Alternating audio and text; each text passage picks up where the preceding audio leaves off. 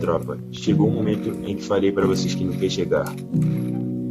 Meu ciclo de laudo se encerra e sou muito grato por todo esse tempo aqui. Não posso deixar de agradecer a todos vocês da comunidade, por me mostrarem como ser uma pessoa melhor e mais madura.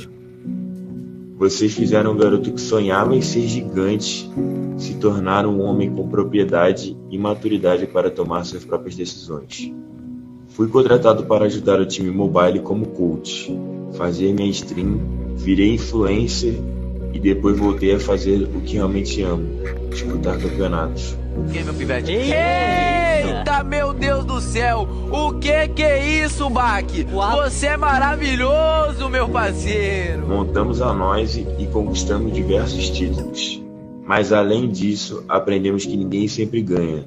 Aprendemos que temos boas fases e más fases. Tudo isso é muito louco para mim, porque vocês acompanharam toda a minha trajetória nesse um ano e sempre estiveram do meu lado me apoiando. E isso não tem preço. Espero que vocês entendam a minha decisão e continuem comigo.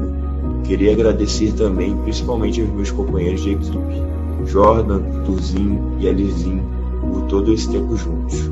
Foi uma experiência muito foda trabalhar com cada um de vocês. Obrigado a todos por tudo. Podem ter certeza que nunca vou me esquecer de nada que vivi nesse meu tempo aqui.